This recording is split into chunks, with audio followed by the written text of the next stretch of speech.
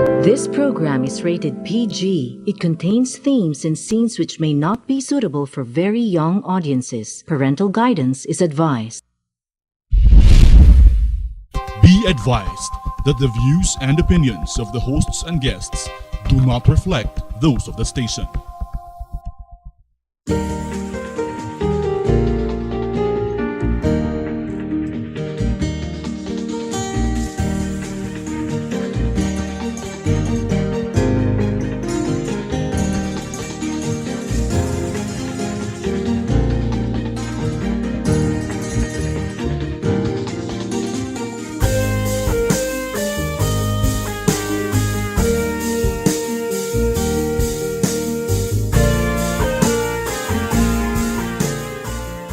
Isang magandang araw po sa ating lahat at pag-usapan na naman natin po ang ating foreign policy, our foreign relations. At napakaraming pong issues, lalo-lalo na itong linggo. Mayroong lumitaw na issue na sa tingin ko importante sa ating lahat at lalo-lalo na sa pamahalaan natin at sa direksyon ng ating foreign policy. Nang tinutukoy ko po itong balita that I will flash before our screen. Yan, basahin natin. U.S. official warns Philippines from buying submarines from Russia and sends statement a statement to Washington. Basahin natin yung detalye. No? The Philippines should think very carefully about that. If they would have to proceed with purchasing major Russian equipment, I don't think that is a helpful thing to do. He told reporters in a roundtable discussion at the U.S. Embassy. And yan po, yung larawan ni Presidente Duterte sa barko ng Russia some months back, nung bumisita po yung warship ng Russia dito. At doon sa kabila naman, nagte-telescope siya doon sa, nakuha ko po yan para mailagay dyan. At maalala po natin yung si Ambassador Goldberg na meron ngang coup plot na nauulat na ginagawa itong Ambassador Goldberg. Kaya po agaran na tinanggal po sa Pilipinas ng Estados Unidos yung si Ambassador Goldberg at pinalit itong Korean-American na si Sung Kim. And so, dito po tayo sa sitwasyon na ito na sa aking reaksyon, nangiinsulto po itong Estados Unidos. We're supposed to be a sovereign, independent country at winawarningan po tayo ng Estados Unidos. Ang pamagat po natin dito sa segment na to para sa linggong ito ng Journeys, our Chronicles, of our Asian century, the foreign policy show, the only one on Philippine television and in the Philippines. Itong pamagat po natin is to alert President Duterte about U.S. betrayals. At examinin po natin yung karanasan ng Turkey.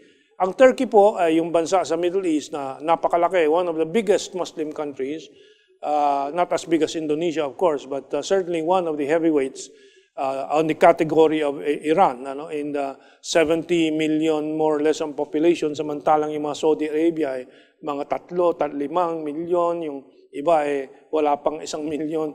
Pero itong Turkey ay very significant, not only in Middle East, but in the Middle East, but in world history. Ito po ang mga parang fulcrum doon sa balance of power dyan sa Eurasian continent. And itong mga nakaraang linggo, nagkaroon ng mga actually the past 2 years, dramatic developments. Nagsimula po ito kasi ang Turkey under Ataturk, who was a general at the Turk, and he took over the Turkish government from the previous caliphate.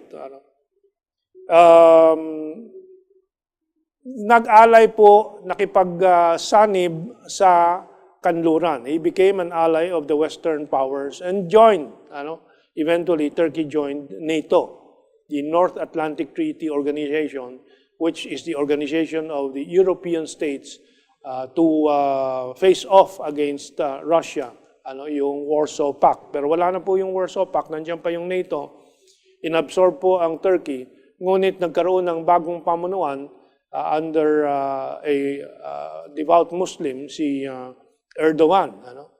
At hindi maiwasan ni Erdogan, President Erdogan presently, na over the past decade, kaalyado nga ang NATO at kaugnay ang NATO sa mga kilos po ng Turkey. And in 2015 or 2016, nagkaroon of course the Syrian crisis, since 2014, na-involve po ang Turkey dyan, ang Russia and other countries.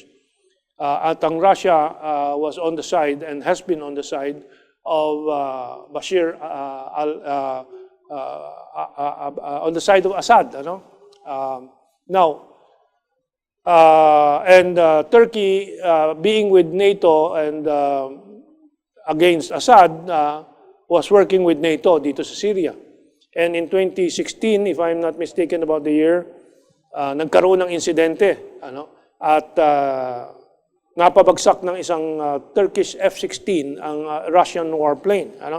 So malaking insidente ito. But despite being a member of NATO, ang Turkey naging biktima ng coup d'etat attempt ng Estados Unidos. And I think our next image highlights that. That's the incident where the Turkish fighter in October of that year, Ankara and NATO warned Russia after one of its jets violated Turkish airspace, allegedly, and harassed an F-16 aircraft. Turkey changed the rules of engagement to fire on any jet entering its airspace after Syria downed one of its planes a few years ago. The Air Force regularly patrols the border to protect its airspace, and which, of course, the Russians rejected. The Russians said that it was never in Turkish airspace. But that was an incident that became very controversial, an incident associated with the alliance of Turkey with NATO. And even at that time, it wasn't very sure if Erdogan had a direct order to do that. Na kung yung ba talaga ay gawa na desisyon ni Erdogan, yung presidente ng Turkey. So, doon sa panahon na napakalapit ang alliance ng Turkey at ng US, Estados Unidos at ng NATO, ay yung NATO, yung Turkish military, ay malakas at malaki ang control ng Estados Unidos na nakakagawa sila ng insidente na maaring, we can only say maaring, we're not sure, not 100% sure, na ito ay hindi inutos ni President Erdogan. Pero nagsimula na po ang galit ni Erdogan dyan.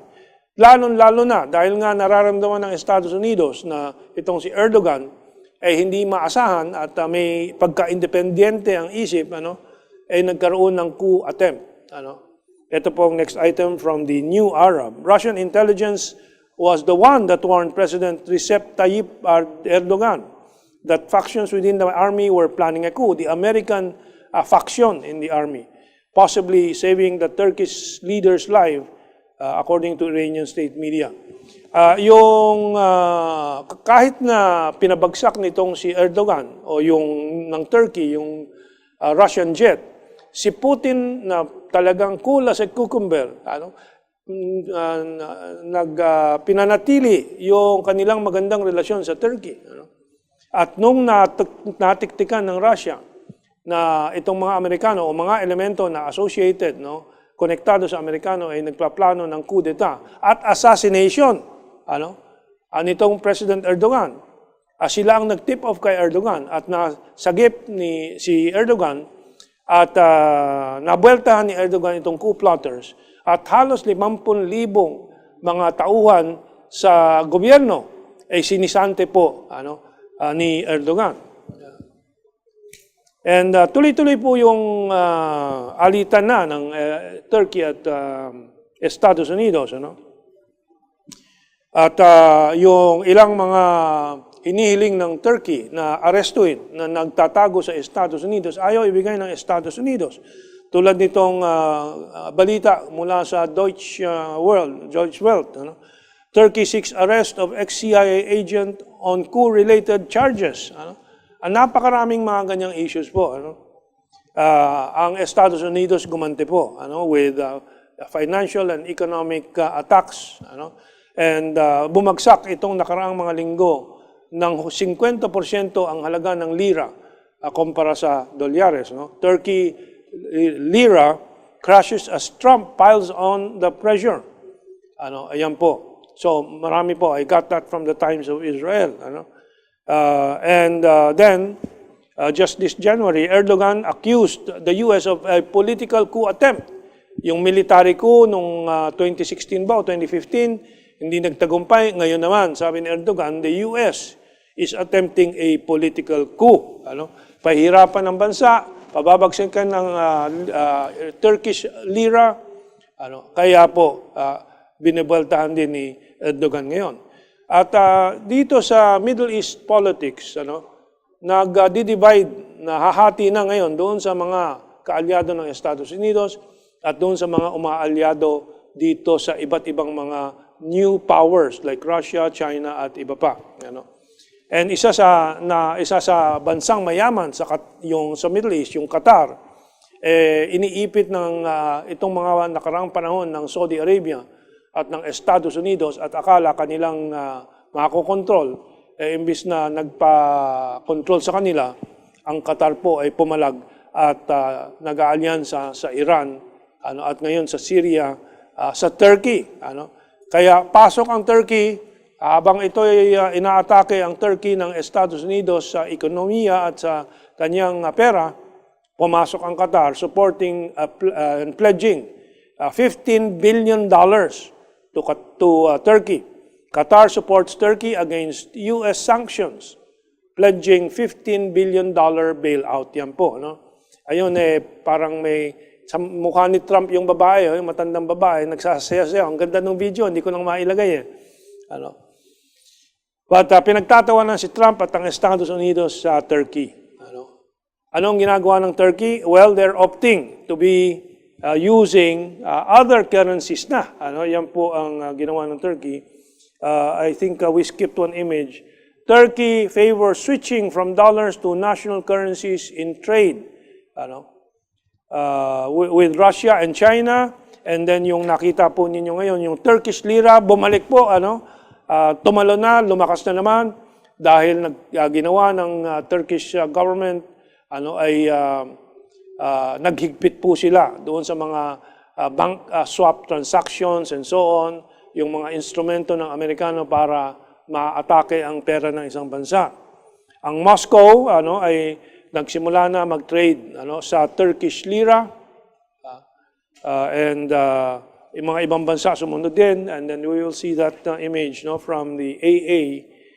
Moscow exchange begins trading in Turkish lira, and then Russia, Iran open their arms as Turkey loses patience with the US. Pumupunta na ang Turkey sa Russia, sa Iran. Ang kanyang trade naman, ini-expand din ng Turkey. Turkey aims to expand into the 2.8 trillion import market of China, Mexico, Russia, and India. Do we have those images ready? Ayun. Moscow exchange, so nagbukas na ang Moscow na mag-trade sila sa Turkish lira. Sumunod yung Russia and Iran open their arms as Turkey loses patience, nabuisit na sa Estados Unidos. And then Turkey aims to expand sa $2.8 trillion market, yung merkado ng China. Trillion po ang merkado ng China, Mexico, Russia, and India. Ganyan po ang paraan para makakalas po sa kontrol ng Estados Unidos. At kung, ayan, babalikan natin yung headline, diyan sa ilang mga dyaryo natin, kung paano tayo insultuhin ng Estados Unidos, na wawarningan tayo, isang malayang bansa, isang independenteng bansa na nakalagay din malinaw sa konstitusyon o sa ligang batas natin, that we are pursuing an independent foreign policy, itong Amerikano, basta na lang po ganyang iinsultuin po tayo at wawarningan tayo, tatakutin po tayo na dahil lang sa paghahanap po ng ibang mga kagamitan na pangdepensa ng bansa, seguridad ng bansa, tulad ng mga submarines galing sa Russia. And yan po ang malaking kontribusyon po ni Presidente Duterte, and I hope hindi po siya magbaback down dito sa balak ng gobyerno ng Pilipinas na aprobado naman ng ating military na bumili ng submarino galing sa Russia. Bakit mahalaga po ito strategically? Dahil nga po ang talagang umiikot at pumapaligid po sa Pilipinas ng mga submarino ay mga American submarines. Kung sa kanila po tayo bumili ng submarine, baka ma-remote control nila ang mga submarines po na bibilhin sa kanila. Mas maganda sa kalaban nila bumili. Para kung itong Amerikano, nakita natin ngayon, nagbabanta na naman. Kaya po tayo nagbibigay ng alerto kay Presidente Duterte na ang Estados Unidos ay nabihasa na po, nasaksakin sa likod ang mga kaalyado po nila. Babalik po tayo sa history, makikita po natin yan. Sa Panama, sa Latin America, yung kanilang puppet na presidente na si Noriega, ay dinakip nila at kinulong nila sa loob ng Estados Unidos dahil sa ilang mga bagay na ayaw nila na ginagawa ni Noriega. Si Ngo Dinh Diem, presidente ng South Vietnam, nakaalyado po nila laban doon sa North Vietnamese. Sinong pumaslang? Sinong nagtambang? Ang Estados Unidos. And this goes on and on and on. And now nakita natin sa Turkey, mabuti lang tinulungan ng Ruso si Presidente Erdogan ng Turkey. At nasagip si Turkey, hindi na-assassinate, kaya binalikan ng Estados Unidos. And it is now 2018, nagsimula yung sigalot nila ng 2015, 2016. Ngayon, 2018, naghahanda na po kumalas sa hawak ng Estados Unidos ang Turkey at humiwalay sa NATO, yung North Atlantic Treaty Organization. At malaki pong dagok po ito sa kontrol ng Estados Unidos sa mundo, lalo-lalo niya dyan sa Middle East. At yung tinatawag na Pax Americana ay tapos na po. And itong paggamit na ng Turkey ng sariling pera nila, yung lira, sa kanilang pakikipagkalakal sa iba't ibang mga bansa, sa Russian ruble, Chinese yuan, and so on, ibig sabihin din, ang US dollar ay pahina na hanggang bumagsak po yan sa darating na more or less, ang estimate ko, 2019 to 2020, babagsak po ang US dollar. Ayan po ang ating advice at pakiabot po kay Presidente Duterte yung mga pro-Duterte na mga kasama natin na itong Estados Unidos ay malaking peligro at ituloy na po yung paghahanap ng mga kasangkapan para sa seguridad ng bansang Pilipinas at sariling seguridad niya galing sa ibang mga bansang mga gamit. Yan po ang unang paksa natin itong linggong ito tungkol sa foreign relations po natin. Susunod po, itong ginawa na naman ng Inquirer na alarm, manakot ng mamamayan sa pamamagitan ng mga headlines niya na eksaherado, baluktot, at lihis sa katotohanan. Okay, let's take this break.